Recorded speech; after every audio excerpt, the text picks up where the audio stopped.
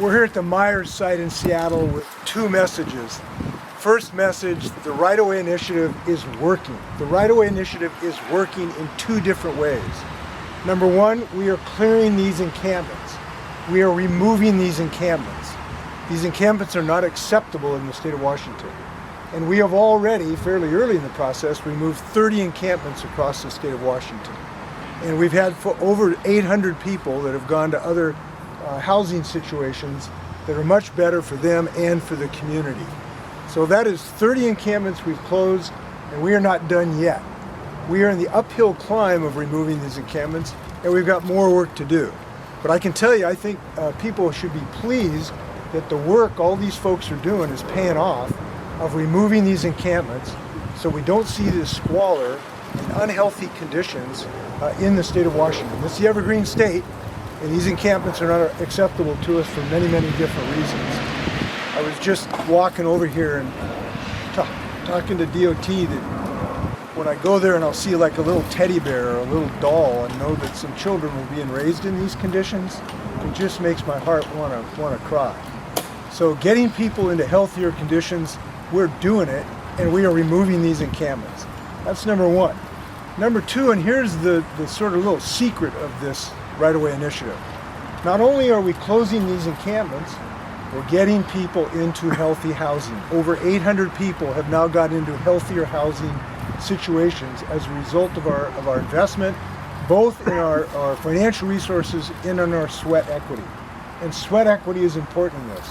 There's over 1,000 hours of work that people have been doing just in this one site to get people out of the encampment and into housing, and they have succeeded.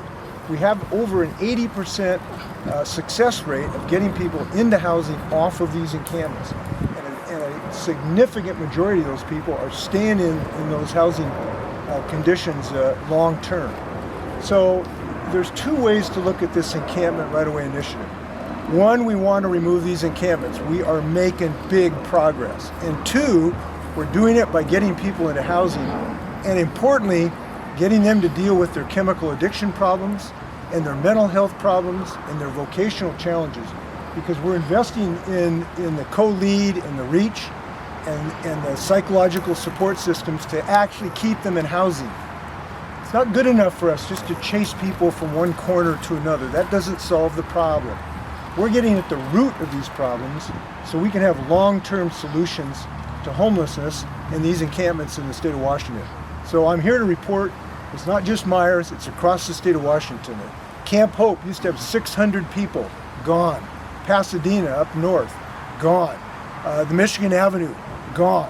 And we're going to continue that progress in the state of Washington. Now, what we need to continue is we are coming to the end of the funds that have been appropriated by the legislature. We have several that we're working on now, including the Wheeler site that actually today, in the next few days, those folks will be moving into a tiny home village that I helped open just the other day. But we're going to need some further appropriations from the legislature in January to continue this progress across the state of Washington. So good news, progress being made, more to come. We're going to keep this ball rolling. Questions? Governor, let's just go this way. Yeah, how can you reassure people that you talk to that this is going back? You see the fence, it's going up, but they've seen this time and time again. Yeah. Well, what we can say is we have now made an increased effort to do that, and we have had considerable success in the 30 encampments that we have closed to date. We're having considerable success in the things we're doing. Long term, fences are just one of the solutions, one of the tactics. We have moved large obstacles in places down on I-5 and Lacey.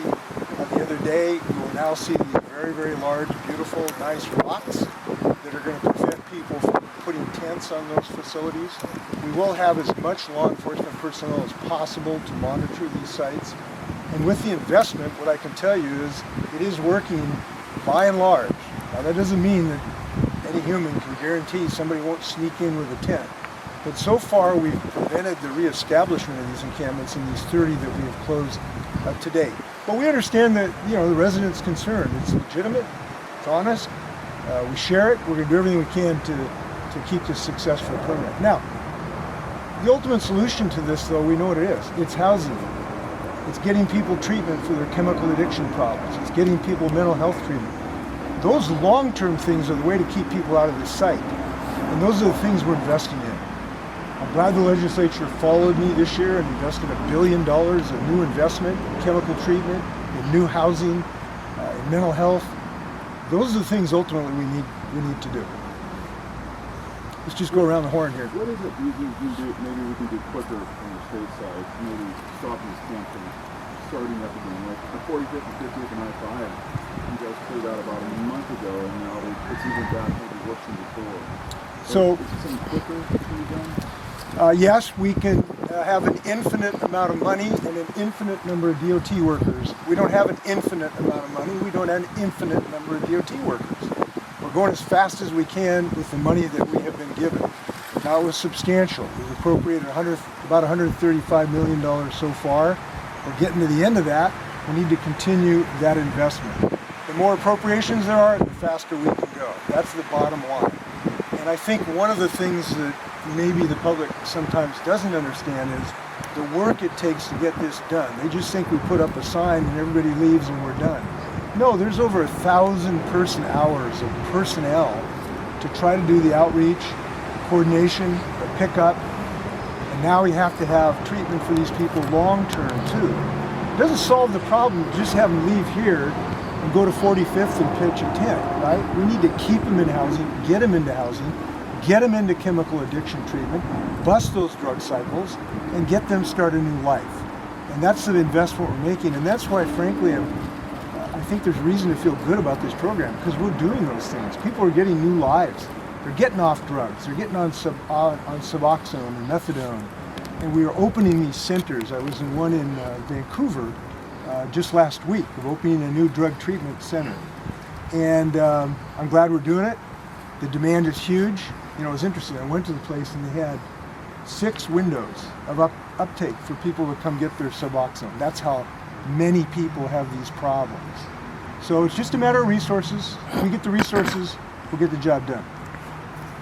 As far as getting people into housing, I mean, a lot of times you'll see a sweep or a clearing out, or whatever verbiage you decide to use.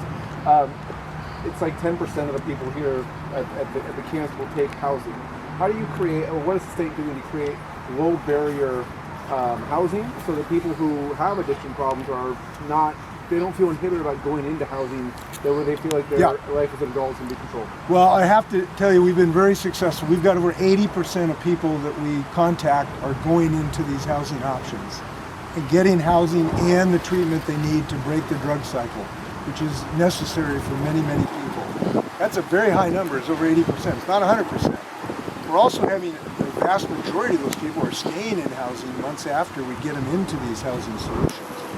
Now, the challenge we have is housing, right? We're building it as fast as we can. We're doing it in many, many different ways, one of which are tiny homes. Look, these things are wonderful. You can open them up in months rather than years and decades. I saw the opening one in Vancouver just the other day. We're moving folks from the Wheeler encampment today and tomorrow, I believe it is, into that tiny home village. So that's happening in real time, and it's working. What about tax incentives for developers to develop, you know, instead of building $1 million condo, you're creating housing?